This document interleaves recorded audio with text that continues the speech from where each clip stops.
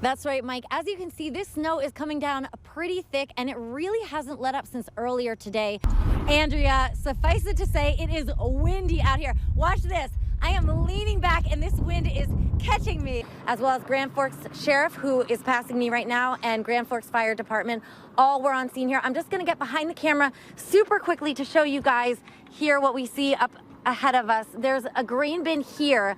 This is where they said that they pulled the mail from, and all the officials down here were covered in corn dust. And we can see it's about 27 inches right there. Of course, we understand they're supporting Senator Heitkamp, but also the big draw, of course, is former Vice President Joe Biden. There was an ice jam on this side of the bridge over here, causing the pilings underneath it. That's the support system of the bridge to just completely break loose. And I hear they're somewhere floating down the Red River now. But many of us forget we have a garage door opener that can lead into our garage or personal information. I just checked in with the police, and they're not giving any more information at this time, so we will keep you updated.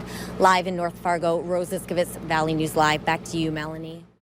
Yeah, this should be his bus. Hopefully he's on there. I don't see him getting them off.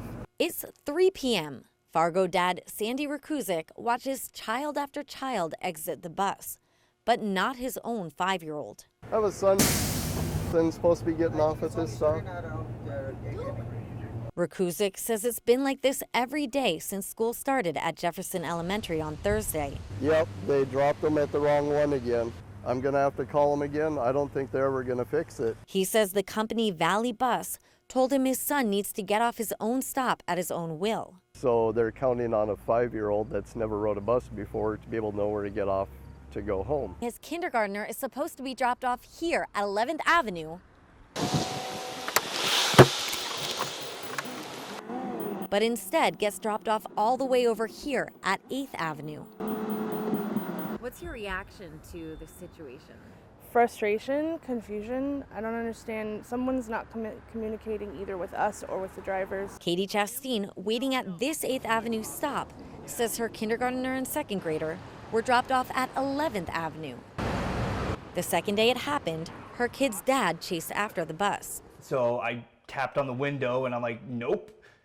And reamed him a new one because second time in a row. In a statement, Fargo Public Schools says they're working with Valley Bus to ensure that bus drivers stop at all designated bus stops on a daily basis.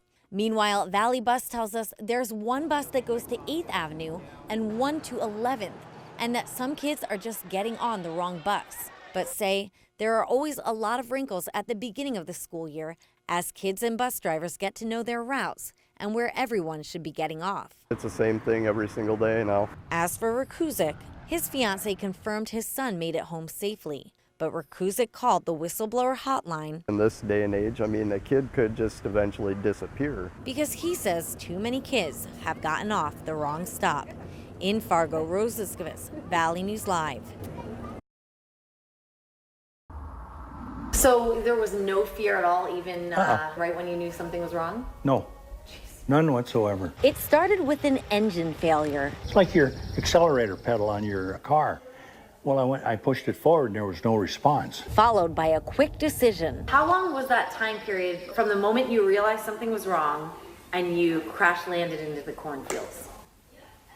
15 seconds. For Detroit Lakes pilot Ted Kibke, who's been flying for nearly 60 years, it all came down to experience. If this situation would have happened to a young, inexperienced pilot, no, they wouldn't have made it. The pilot managed to crash land deep into this Detroit Lakes cornfield. Once the propeller hit the corn stalks, it caused the plane to flip over. As the airplane was actually going over, I had unstrapped my lap belt and just kind of fell out of the airplane after that. When the aircraft came to a stop, pilots want to get away from that aircraft because the thing that we fear the most is the fire. And the first thing I did was cut my knee on my seat cushion. Then bumping his head on a stabilizer. I think it's rather appealing. Kibke says the key to crash landing safely is not to panic. Airplanes are inherently stable. If you let go of them, they'll fly.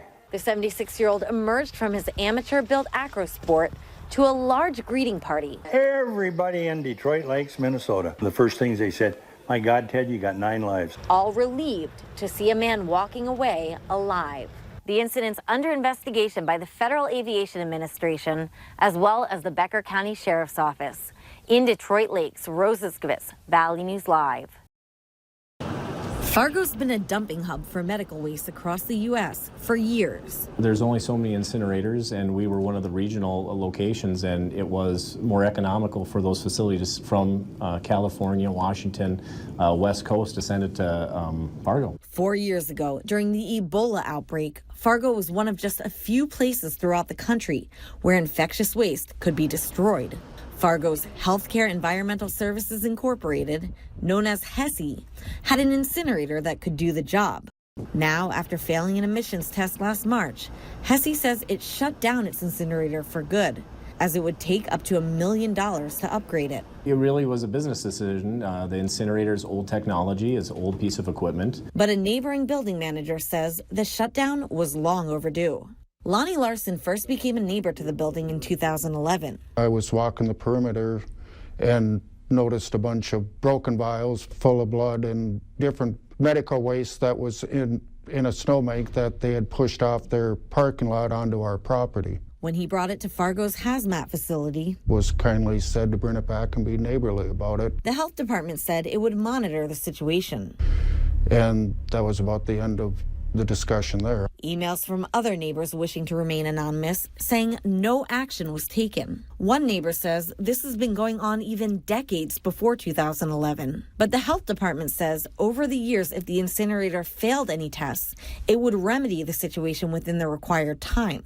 Then in 2014, neighbors began to document dark, thick smoke, saying it caused corrosion to their buildings and even vehicles. As far as the corrosion, it's hard to discern. You know as well as I do that water in itself can corrode and rust.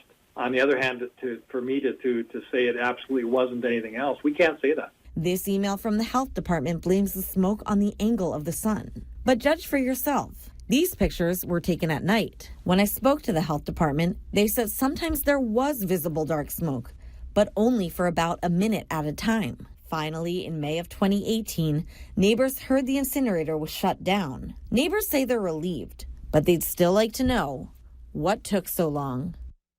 So what comes next? Emails from HESI show they had plans to move forward on bringing in a more environmentally friendly way to destroy waste through a company called Monarch Waste Technologies. But HESI tells me that's just one possibility, and they're not in any rush to pick out the new technology since it can ship 80% of its waste to Valley City to be autoclaved. They say the other 20% that can't get shipped out of state. Reporting in the studio, Rose Itzcovitz, Valley News Live.